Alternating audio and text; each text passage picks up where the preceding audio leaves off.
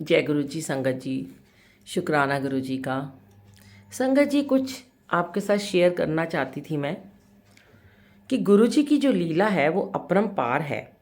कई बारी चीज़ें हमारी इच्छा के विपरीत होती हैं, हमें समझ में नहीं आती हैं और हम उन इच्छाओं को अपने अनुसार करना चाहते हैं।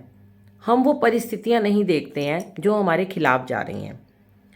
अब कई बारी लाख कोशिश करने पर भी बातें हमारे वश में नहीं रह जाती हैं और हम संगत जो हैं वो बहुत ज़्यादा निराशा में डूब जाते हैं। हमें ऐसा लगता है कि अब हमारा कोई नहीं है इस दुनिया में, पर ऐसा नहीं होता। अब जब हम गुरु जी वाले हो जाते हैं, जब हम दिन रात मंत्र जाप करते हैं, सिमरन करते हैं, अमृत वेला करते हैं, तो आपको पता है हम सब गुरु जी की निगाह में रहते हैं। सबसे ऊपर उनकी नज़रों में हमारा स्थान होता है, क्योंकि हमने सबसे ऊपर अपने गुरुजी महाराज को प्रायोरिटी दे रखी है। तो गुरुजी हमारे आने वाले समय को पहले ही देख लेते हैं, वो देख रहे होते हैं।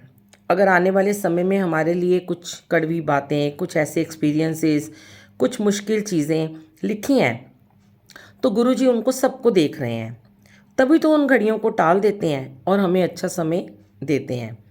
हम सोच रहे होते हैं कि हमारे साथ ऐसा क्यों हुआ, हमने तो कुछ नहीं ऐसा किया, हमने तो कुछ गलत नहीं किया, हम तो सिमरन भी करते हैं, पाठ पूजा भी करते हैं, बड़े मंदिर भी जाते हैं, सत्संग में भी जाते हैं, सेवा भी करते हैं, पर ये उल्टा कैसे हो रहा है। और उसका दुख मनाते हैं, जबकि जो हो रहा है ये नहीं समझते कि वो हमारे लिए आज बहुत अच्छा है। हमें उससे सेटिस्फाइड रहना चाहिए और गुरुजी की रज़ा को समझना चाहिए कि आने वाले समय में हमें पता चल जाता है कि जो हुआ बहुत अच्छा हुआ। अगर ऐसा ना होता तो शायद हम जिंदा ही ना बचते, या हमारे हाथ पैर ही काम ना कर रहे होते, हम कहीं कोमा में पड़े होते, या हमारा घर पूरा बर्बाद हो गया होता, पूरा पैसा ख़त्म हो गया होता।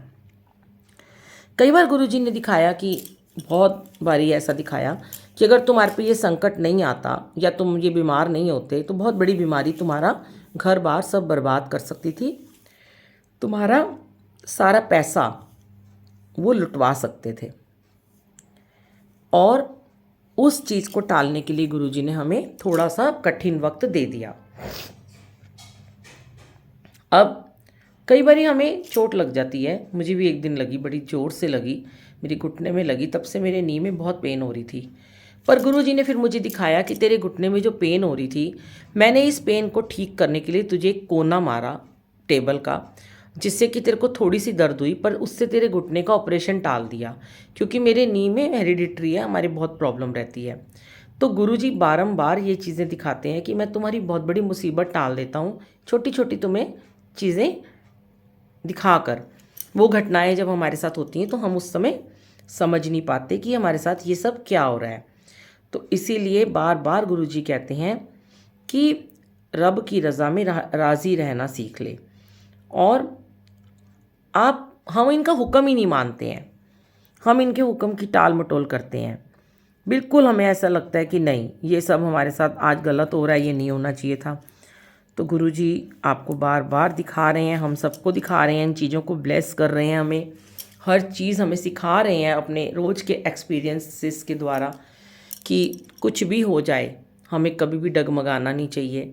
कई बार हमारा एक्सीडेंट होता है, मेरा बहुत बार हुआ, मेरे पैर टूट गया, मेरे को प्लास्टर लगा, और गुरुजी ने सोचो अगर वो टांग ही काट दी होती, पैर काट दिया होता।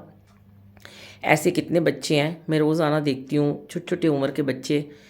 थोड़ा सा कैंसर हुआ पैर में, एक बच्चा है हमारे यहाँ आता भी है सत्संग में, मैं उसका नाम नहीं शेयर कर रही आपसे, और उसके पैर को धीरे धीरे वो कैंसर फैलता चला गया, थाइस तक आ गया। तो उसको वो बहुत मंत्र जाप करता था, उसकी मम्मी भी अमृत वेला करती थी, पर उसको पूरे शरीर में उसके कैंसर फैलना था।